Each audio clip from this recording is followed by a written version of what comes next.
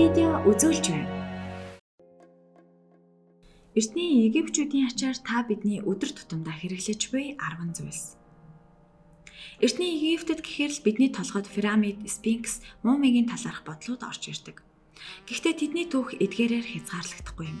Учир нь Египтчүүд бидний өдөр тутмын хэрэглээ болсон олон зүйлийг хамгийн анх бүтээж байсан гэдэг. Ингээд тэдний гайхалтай бүтээлүүдтэй хамтдаа танилццгаая. 1. Шүдний оо. Эртний Египтчүүдийн булшнаас шүд цэвэрлэгч өөрсдийнх нь зохион бүтээсэн шүдийг танан цагаан болгох оо гарч иржээ. Тэдний хийсэн оо нь хүчлэг давирхай, өндөгний хальс, уушгин чулуу, хадны давс, гаа хатаасан цагилдаг цэцэг, чинжүү зэрэг орцуудаас бүрдэж байсан юм. Мөн Египтчүүдийн хэрэгэлдэг байсан цахилдаг цэцгийн одоо ч шүдний эмчнэр буйлны өрөвсөлд сайн гэж үздэг. Гэхдээ энэ нь дэлхийн анхны шүдний оо байгаагүй юм. Албан ёсоор Вений музейн сууриас хамгийн анхны манай эртний өмнөх 4-р зууны үеийн оо олдож байжээ. 2. Хуан Ли. Египтчүүдийн амжиргааны чухал хэсэг болсон газар тариаланг нэг томоохон үер тэр чигтэн сүтгэж чаджээ. Тиймээс Нийл мөрөнгө хизээж үерлэж хизээж тогтоон байхыг мэдэж аюулаа сэрэмжлэхийн тулд Сириус одыг ашиглан Хуан Лиг зохион бүтээсэн юм. Гэхдээ тухайн үеийн Египтийн Хуанлын усалгааны үе, ургах үе, ургац хураах үе гэсэн газар тариалангийн 3 улиралд хуваагддаг байсан. Мөн улирал тус бүр нь 30 хоногтой 4 сартай байсан бөгөөд нэмэлтээр ургац хураах болон шашны баяр ёслол тэмдэглэх 5 өдрийг тусгасан байжээ.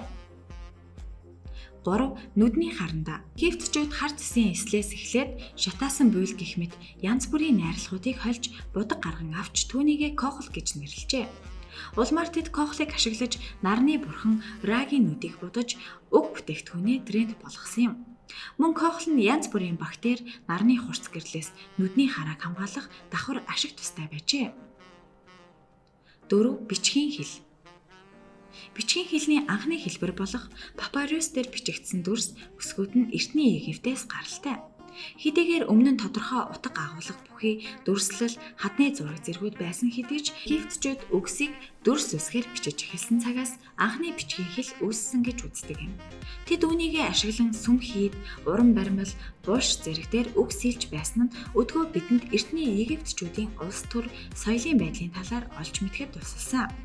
Түүнчлэн 1799 онд Ротисагийн чулуун хөшөөг илрүүлсний дараа тэдгээр дүрс үсгийг тайлж унших боломжтой болсон юм. 5. Гаа. Эрт үед шүдний оо хүн бүрт хүрэлцээтэй байгаагүй тул амны эвгүй өнөр нь тэдний хувьд маш том асуудал болсон. Тиймээс Египтчүүд гаа үйлдвэрлэх замаар өөрсдийн асуудлаа шийдсэн юм. Дэлхийн хамгийн анхны гаа нь Google хүчлэг давирхай зүгийн балтай хамт чансан шанд зэрэг найрлагаас бүрдсэн үрэл шиг хэлбэртэй байжээ. 6. Хаалганы цоож. Хамгийн эртний хаалганы цоож нь 4000 жилийн настай бөгөөд эртний Египтийн ордноос алдаж байсан. Египтийн анхны цоожууд нь модоор хийгдсэн гогцоо орох нүхтэй яг л өнөөгийн бидний хэрэглэдэг цоожтой адилхан зарчмаар ажилладаг байсан байна. Харин хожим Ромчууд Египтчүүдийн модон цоожийг сайжруулан металлаар хийх болсон байдаг. 7. Математик. Египтчүүд өөрсдийн барилга байгууламж, хөшөө дурсгалыг хөгжүүлэхэд болон арт иргэдэд хүнсний хангамжийг түгээхдээ математик ашигладаг байжээ.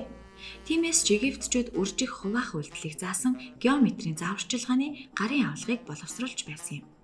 Түүнчлэн манай эртний өмнөх 1650 оны папирус модон дээр бичсэн гарын авалгыг 19-р зуунд Египт судлаач Хенри Рехинд олж Рехинд хэмээн нэрлэж байгаа. Уг гарын авалгад математикийн 84 асуулт хариултыг багтаасан байсан бөгөөд хэрхэн ажилчдын талхыг хуваарлах талаар зааварчилсан байжээ. 8. Сахлах усах. Эртний Египтэд харагдах байдал болон хувийн эрүүл ахуй маш чухал байсан тул тэд илүү л үсээ зайлшгүй хусдаг байжээ. Үүгээр зогсохгүй ард иргэд нь хөмсгнөөсөө бусад биеийнхээ бүх үсийг авч толгойн үсээ хүртэл хусаж оронд нь хиймэл үсцүүдэг байсан юм. Учир нь Египтчүүд нүүрэндээ илүү л үстэй байхыг ичхүүртэй хайнга байдлын тэмдэг гэж үздэг байсан. Гэхдээ сахалах усах нь бөөс болон элдэн өвчнөөс сэргийлэх зорилготой байсан ба тэд үсээ хусахын өмнө зориултын тос төрхиж эртээ чулуугаар үрдэг байсан гэдэг. 9. Цаг.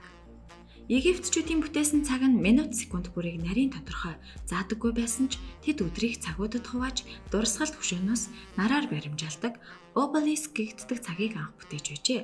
Мөн Египтчүүд сүүдрийг ашиглан өдрийг үдээс өмнө болон үдээс хойш хэмээн хоёр хувааснаас гадна жилийн хамгийн урт хамгийн богино өдрүүдийгч тооцоолон гаргасан байдаг. Харин хожимд хэд Египтийн шүүгч Аминем Хитийн бүтээсэн аяганд ус хийж усны түвшин өөрчлөгдөхөд цагийг хэмжих зорилттой усан цагийг ашиглах болжээ. 10. Бэлгэвч. Манай эртний өмнөх 1350 оноос хойш Египтийн уран зургууд дээр ирчүүд орчин үеийн бэлгэвчтэй төстэй зүйлээр зугаацж байгаагаар дүрслэгдсэн байдаг. Гэхдээ л тухайн үед бэлгэвчийг хүсээгүй жижигмслэлтээс хамгаалах гэхээсээ илүү эрүүл ахуйн зорилгоор халдвар төвчин авахаас сэргийлж хэрэгэлдэг байжээ. Түүнчлэн баттай биш ч бэлгэвчийг шашны зан үйлийн зориулалтаар болон нийгмийн дээд давхаргын хэрэгцээ болгон ашигладаг байсан байна. Танд энэ бичлэг таалагдсан бол лайк дарж, манай саг видео чаналыг subscribe хийж, шинэ бичлэгүүдийг цаг алдалгүй хүлээн аваарай.